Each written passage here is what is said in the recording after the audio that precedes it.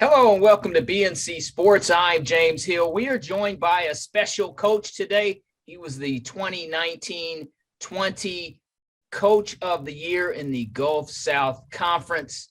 Coach Al Williams joins us from Louisiana, in fact, New Orleans. Coach, first and foremost, I hope you and your student athletes, the gentlemen, are well.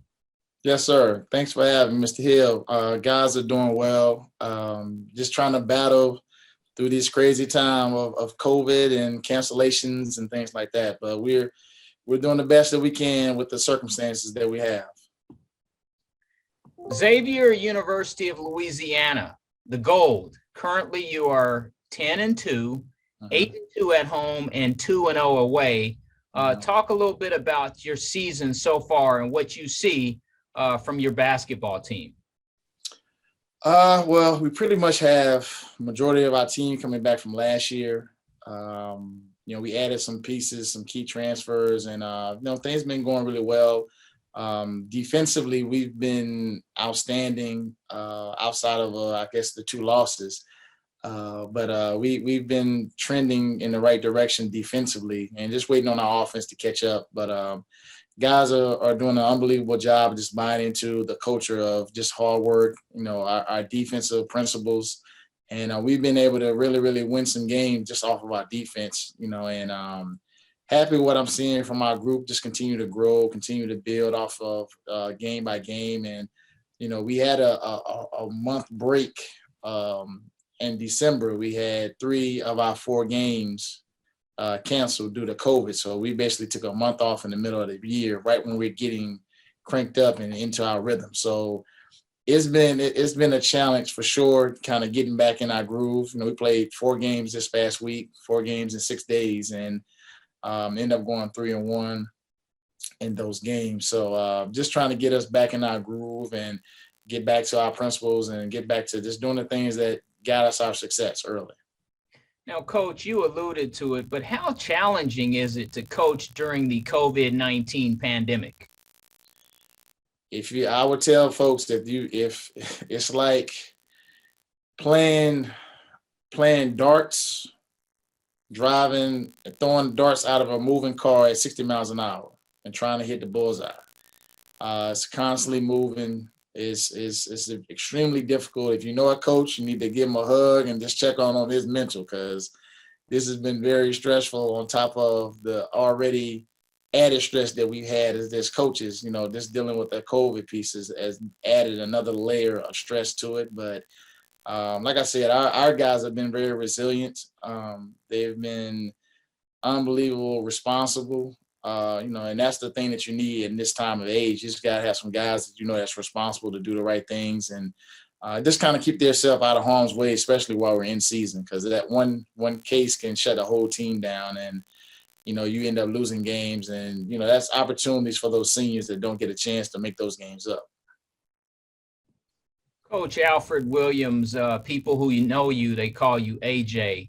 You're the 2019-20 Gulf Coast Athletic Conference Coach of the Year, yes, GCAC. Take us back to that experience and what that was like for you, coaching up your student athletes and then getting the hardware. And I believe it's behind you on your wall. Can you tell us a little bit about it? Man, that year was special. 1920. I want to say that was our first year, my first second regular season championship, but also my first Coach of the Year award. And our guys all year long had just showed a level of toughness all throughout the year, battle tested, and just battled through different circumstances. And once we got in the conference play, our guys just fought. We had a really, really good squad that was just mentally tough. And when it came down to making plays, the plays that needed to be made, we made them. And, just to be able to get that piece of hardware of Coach of the Year, man, just a testament to my staff and the players, man. My staff do an unbelievable job, getting the guys ready. skill development, things like that. And, you know, my associate head coach, Tyrone Mitchell, he does an unbelievable job just making sure we get talent and, you know, just making sure guys are lined up defensively where we need to be at and everything. So it was definitely a team effort. I got the award, but it was definitely a team effort for sure. The GCAC. So you guys are a powerhouse in that conference. Now you guys switch conferences, and now you go into Texas, into the Red River Athletic Conference. Take us into that experience. And I know it's a new process, but so far, so good. What do you see from a coaching standpoint? It's definitely a difference being in the Red River. You know, not to knock on the GCAC. GCAC, I think, is one of the most underrated conferences in the NAIA, just because, you know, you don't get the type of recognition that's needed. But every night in the GCAC, it was a dogfight. You know, you had to come ready to play or you would get beat.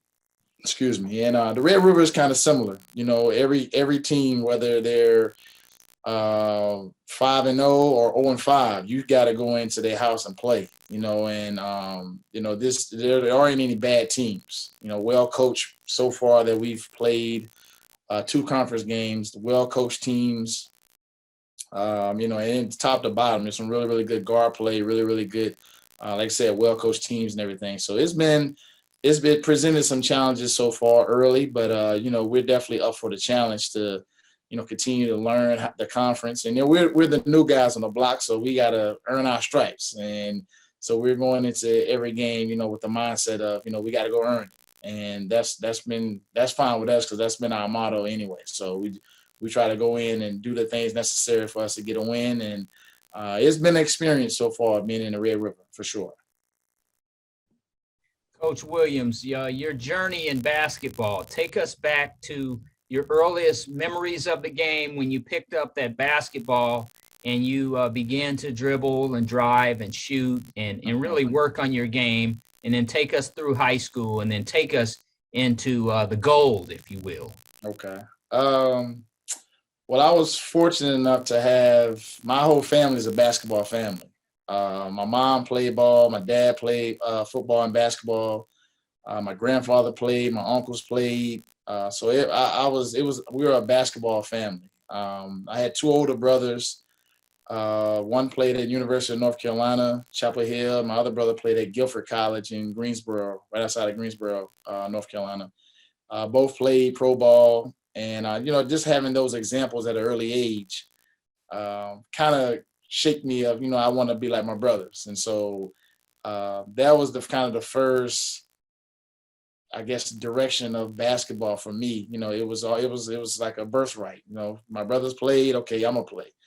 And so growing up, you know, following some big footsteps when my brother played professional basketball, you know, I had a opportunity to, you know, try to create my own lane, you know. But, you know, as far as high school, you know, you're always going to be known as your oldest brother's little brother. So I was that I'm the youngest of 3. So had some expectations and some you know, some challenges, you know, growing up with just trying to live up to their names and their legacies and things like that, you know, and just try to be as polished as they were, you know. So I had some opportunities to reach those goals. And, you know, I ended up after high school, I ended up going to a prep school. And then from prep school, I went to a Division III school in North Carolina, and then ended up transferring down to Xavier in 2004.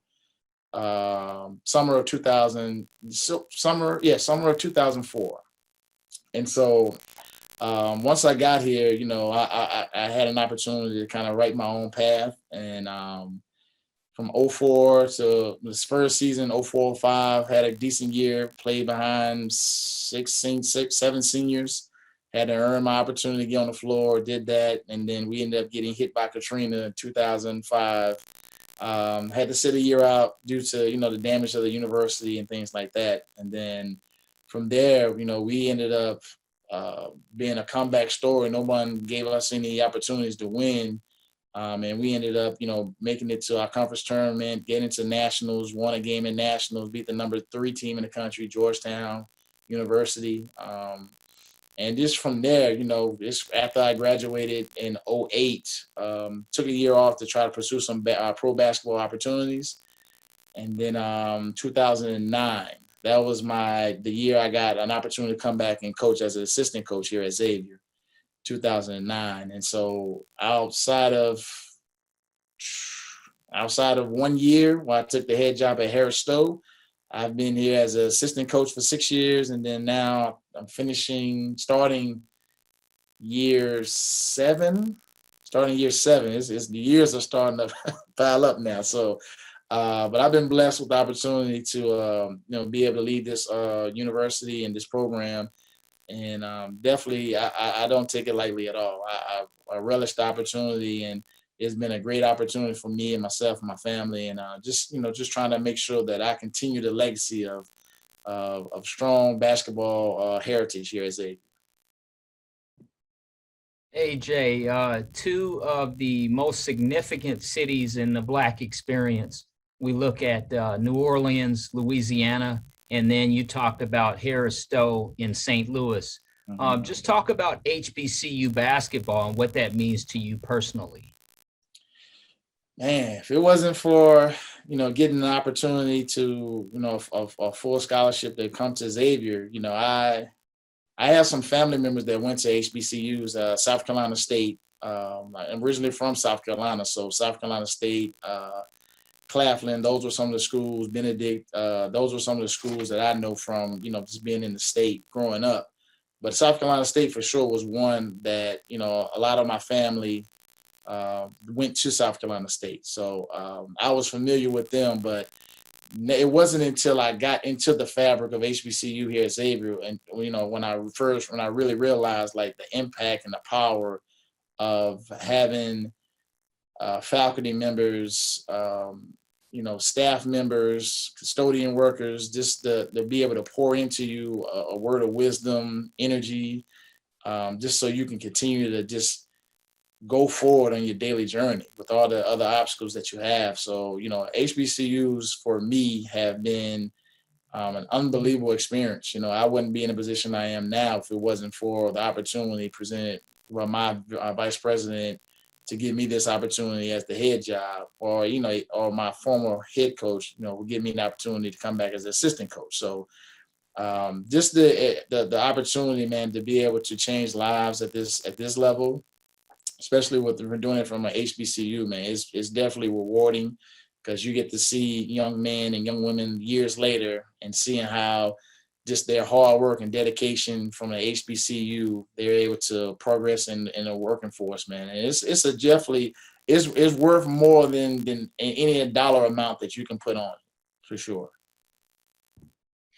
HBCU basketball. Now we know about football and the Battle of the Bands and the entire experience, but when we look at HBCU basketball and the atmosphere, the competition, and the level of play, talk to us about HBCU basketball. And once you tip the ball off, it's really time to play. Right. It's an experience. If I would tell anyone, if you hadn't been to an HBCU basketball game, you should go. It's definitely a experience in itself, from not only just the competition of the actual game, but it's a show, from the cheerleaders, dance team, to the DJ, to the bands, depending on where you are, what HBCU you go to. It is definitely the experience that you need to experience. And but HBCU basketball itself, it's very, very competitive. You have a lot of universities and basketball programs kind of stay away from HBCU basketball, just from the competition wise, because they understand we have some really, really good coaches down at this level, and also in HBCU. So they kind of shy away from, playing those games that's, occasionally from year to year. But the talent has always been there, just getting the recognition. I'm just excited about all the additional light that, the pro professionals have been putting on HBCU basketball, from Chris Paul to Michael B. Jordan, just kind of all the outlets that they're getting this is the opportunity to showcase HBCU basketball, from the Division I level all the way down to the NAIA level. So it's been a fun experience for sure. And, like I said, there's some good basketball talent here in HBCU. Now, Coach, relating to people is a big quality for human beings. As a coach, I'm going to use the cliche, been there, done that. You know what it's like to lace up your sneakers and run up and down the court and then go to the library and write a paper. You've been there, done that. As a coach and a former student athlete, you went through Katrina. They're going through the COVID pandemic. Just talk a little bit about relating to your players and your student athletes. And again, you get it because you've been there, done that. Not only do I get it, I lived it twice. So Hurricane Katrina, and then we just recently had Hurricane Ida.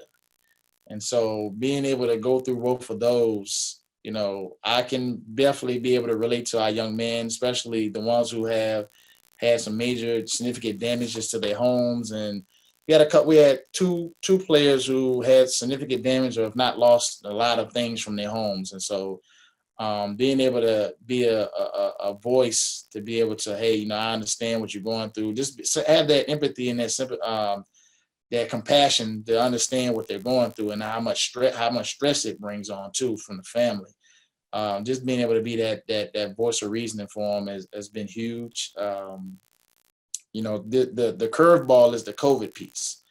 That piece is like I said, it's like trying to shoot basketball outside during a hurricane. Like the wind is constantly moving and it's extremely difficult to get a grasp on. And you just try to do your best. That's the kind of my motto right now, being able to adjust on the fly. Because the moment you try to plan something and you think everything, all your T's are crossed and all your I's are dot, here go a curveball. So you got to be willing to adjust, quickly on the fly and make something out of nothing. And that's the one or two things that I've definitely learned from, with this COVID piece, man. You have to be ready to adjust on the fly because nothing is definitely certain for sure. AJ, take us back to Katrina and what it was like for you personally, some of your vivid memories, the flooding, the challenges that took place. And a lot of African Americans and everybody had an effect on that particular experience in Louisiana. Take us back and what it was like for you as a student athlete.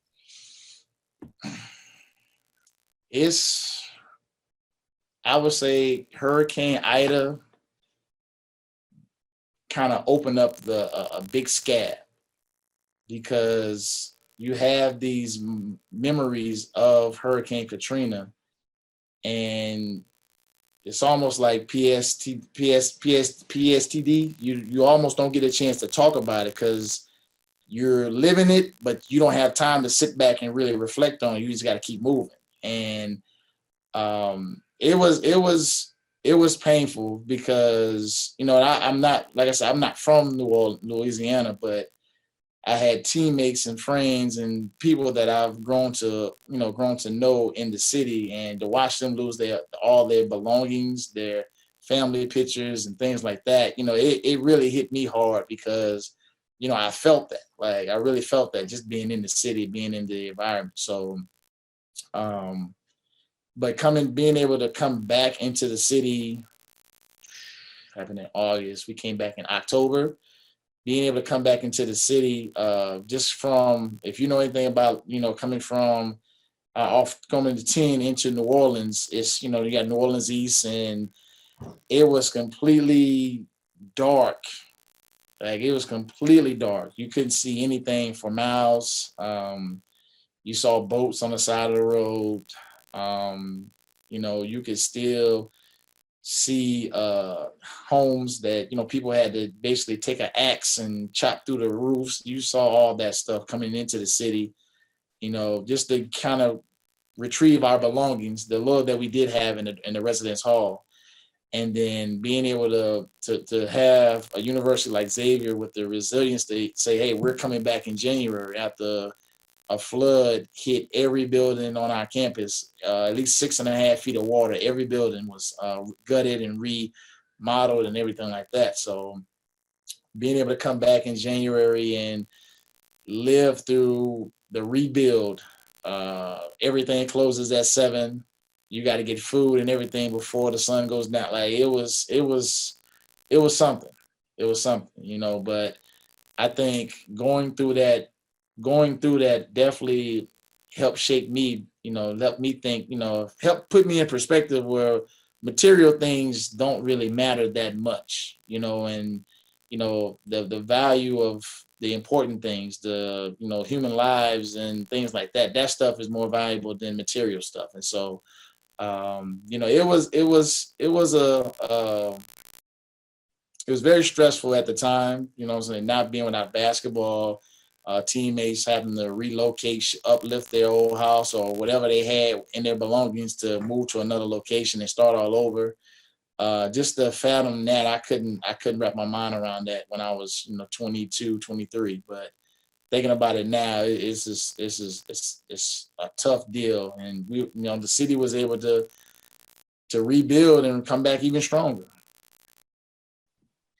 Talk about New Orleans, Louisiana, NOLA, the Big Easy. The jambalaya is pumping. You could ride down Canal. You can go get some coffee or something to eat, you know, and you can hear the music. I can hear it now. You know, it's an atmosphere. You go inside the dome, you can see the Saints play. You can go inside the dome and be a part of the Bayou Classic, the Essence Fest. Talk about the experience and the legacy and what it means and for the African-American experience inside that area. It's no place like New Orleans. There's no place in the world like New Orleans. You mentioned the Saints, but you also have the Pelicans here. You mentioned Bayou Classic, but you also have Jazz Fest. You also have the Louisiana Fest, the Seafood Fest, the Beignet Fest. You have so many festivals here, a Fried Chicken Fest. It's just so much entertainment, hospitality, just so many outlets and experiences that you can have here in the city.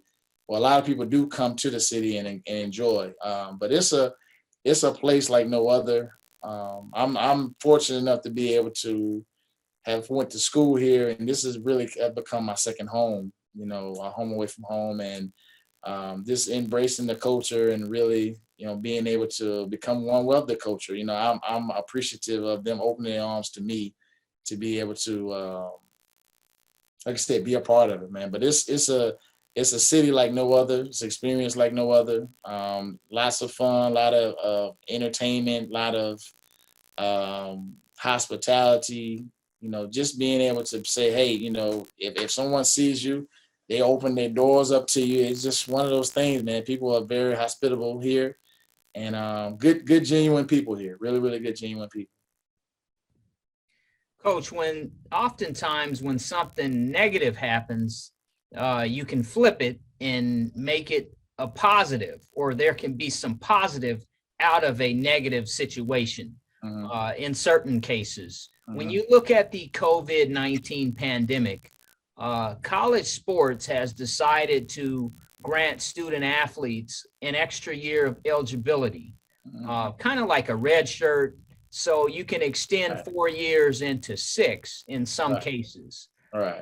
Can you talk a little bit about what that can do, and who knows? I mean, maybe someone can work really hard and walk away with a master's degree. Right. I think the younger student athletes, they will have the opportunity to benefit from it the most. You know, if they are attacking it correctly. Now, you still can get the masters and things like that in 4 years, maybe 5, but you just have to have a plan and stick to the plan. You know, but the opportunity to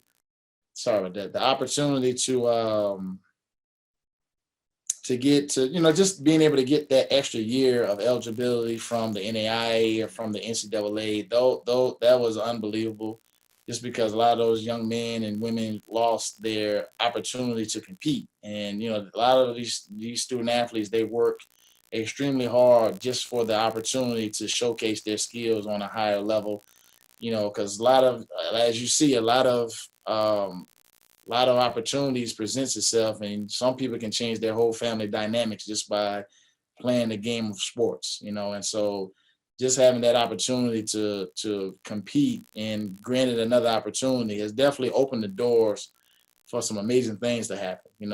Along with the COVID year, a lot of kids have gotten a 1-year exception to transfer right away and play right away. And, some young man who played 4 years at a Division I school, and you know what, I did all I can do at this level. Let me move up a level. You have a lot of movement going on within the last year. So it's been beneficial for a lot of folks. You have the transfer portal and things like that kind of, it's a lot of young men that jump in the portal off of bad advice, but some of them are moving to the transfer portal because of, they were in some toxic situations. So it's kind of a two coin flip, but the ultimate goal is to be able to get yourself in a great situation where you can be able to play the game that you say you love, and be able to graduate, and have something to show for all your hard work and your abilities and everything. Coach, the transfer portal, how exactly does that work? Is it as simple as, hey, I need a big, so you go in there and you see a guy and you say, okay, this gentleman averaged a double-double, and, we could bring him in here? I mean, how does it work? People at home are not really sure how it works. Mm-hmm. At the Division I level, it's a little different from our level. The Division I level has access to information to be able to get in contact with those young men. And so they have just what it says, a portal. It's a portal that they can go into, and they can see the information that they need to, hey, we need a 6'9", big, they can go in and search by filter, by size and things like that. And then, you can kind of, with that being in a portal, is kind of grants them the opportunity to have those conversations with those student athletes. On our end, we get the opportunity to see the transfer portal, but we have to do an extra layer of work to get in contact with those young men. And so our job is a little more challenging, but if you're willing to hunt, you can find exactly what you're looking for as far as getting in touch with the young man and really, really building a relationship, or just getting some kind of confirmation that, hey, yes, I am in the transfer portal and I am looking for an opportunity, and you can able to find one or two young men who can kind of help shape and change your program a little bit. Coach AJ, all roads point to Kansas City, the NAIA National Championship Tournament in March. Take us into the thought process of getting to Kansas City. And I know it starts every day in practice as you continue to work hard and coach guys up. But just talk a little bit about the road to Kansas City. And again, it starts in conference play and basically when you tip the ball off. Right. I told the guys today, you can't conquer the forest in one giant leap. You got to one step at a time conquer what's right in front of you, and eventually you'll get through the forest. And so same approach with us with our conference, getting to Kansas City. We first have to take care of what's in front of us, conference play, and put ourselves in position to hopefully win a conference tournament championship. And then with that, or a regular season, be able to win a regular season or a conference tournament championship to get ourselves an opportunity to play in national postseason play. And once we do that, then it's game by game, leaning on our principles, dialed in a lot more to the things that's going to help us be successful moving forward. But it's like you said, it starts every day in practice. You got to have a mindset of hard work, getting better, wanting to get better, and, selfless of doing the small things, and, just being a great teammate. We talk about those three things a lot, being a great teammate, being selfless, and then just working hard, and we kind of feel like at the end of the day, things are kind of fall in place where they're supposed to fall in place. Coach, rivalries, HBCU rivalries. Mm-hmm. You look at Xavier and Dillard. Mm-hmm. You look at other schools that you've played against in the past over in the GCAC, Tougaloo, and some of the other universities and colleges. Can you take us into some of the HBCU, take us into some of those rivalries? Well, the known rivalry for us has been the Dillard Xavier rivalry. That's been one that's been years in the making, and so that game is unbelievable because you have a lot of history between the two. A lot of student athletes who went to Xavier, their parents, their grandparents. So it's a big deal in the households, when a Xavier Dillard game comes about. And so, that rivalry is a special rivalry, to be able to have played in it, to have coached in it as assistant and now as a head coach. It's been a fun rivalry to have and to play in and coach in also.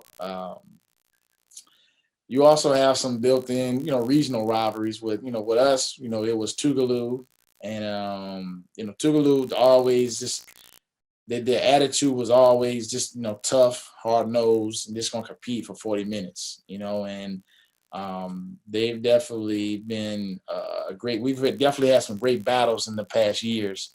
When I was assistant, they 7, 8, 9 guys, and they were just coming in and just beating up on everybody. As we've gotten more experience and, more information and things like that on our end, we've been able to kind of turn it a little bit, and we've been going back and forth. They had won the conference, I think 17 or 18, something like that. And then we came back and won. We ended up winning 19. So 19 and 20. So it definitely had some good battles there, man. But again, though, if you can go to a HBCU game, if you can also get to a rivalry game, that's even better because you get a chance to see everything. Coach Williams, when you look at Tougaloo, and I'm thinking back to Lafayette Stribling, he recently passed away, and I remember covering him. I worked at 3 different TV stations in Mississippi, and I remember he was one of the best dressed at Mississippi Valley. Right. Can you talk a little bit about Coach Strib and what it was like to interact with him at Tougaloo? Man, the legend, man. Coach Strib was, he was unbelievable to coach against. As I was coming into as an assistant, I didn't get a chance to watch him coach really, but then I got a chance to know him as a person and as a coach. And as I did my research, I'm like, oh, okay, all right, I see who we coaching against now. So, but he was unbelievable. Like you said, well dressed. It was a fashion show every game for him, and it was funny when we started kind of turning the tide and beating Tougaloo. He was like, we went up to Tougaloo, good story. Went up to Tougaloo and we played, and guys, we beat up on them pretty good. After the game, he was like, y'all never beat us up in this house. Never beat us in this house. So it was a good story, man. Coach Strib was like I said, a super competitor. He got his guys to work really, really hard, and he definitely is a legend for sure in Mississippi, man. And just definitely, I the news of him passing, I knew he was kind of ill in and out, but I didn't know that he had passed. So that's crazy. But he was definitely a great dude, great man, and definitely thoughtful in the whole 9. So the Red River, next stop, Texarkana, Texas. Xavier on the road. Take us into your mentality headed on the road, hostile environment, and it's time to play. Right. There are no easy games in the Red River. So, we have to be prepared. Like I said, we haven't had much practice just because, like I said, we took a whole month off of basketball with the COVID piece. And so just getting back into our groove of trying to get through the things that we needed to get through to prepare for the game. So, Texarkana is going to be they're well coached. They play extremely hard for 40 minutes, and it's going to be difficult to go on the road and beat their opponent, in their house. So we just got to be ready. I think we've got got some things we got to work out from our 4 games that we can definitely build off of, and we can correct. So I'm definitely looking forward to seeing how we respond on the road. We've done a great job of minimizing mistakes on the road. And so hopefully we can continue that trend and just continue to one possession at a time, do the small things. And then, hopefully we do enough small things where it helps us become victorious at the end. Coach AJ, what do you tell that gentleman or the young lady who's 14 or 15 and they really want to go to college, or they're trying to find themselves and they're playing ball at the community center, or they have a rim outside their house, or they're walking up to the park to play? What do you tell them about the game of basketball and opportunities going forward? Dream as big as you want to dream, but your work ethic has to match your dream. You got to be able to work extremely hard. Nothing is given in this life, and you're going to be presented with challenges and adversity here and there, but continue to work hard, continue to be a good person, and, just leave it all, whatever you put into it, that's what you're going to get out of it. Mm-hmm. Coach Williams, in closing, give us one of your greatest memories of playing or coaching with Xavier.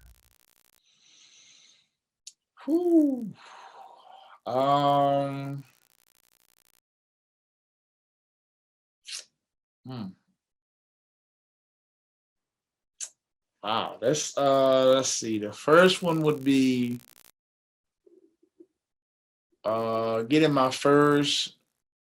becoming the head coach here at Xavier University. That would be my first memory. When I was an assistant, I envisioned one day, possibly, if the stars aligned, to be able to be the head coach here at Xavier. And I thought that was at least,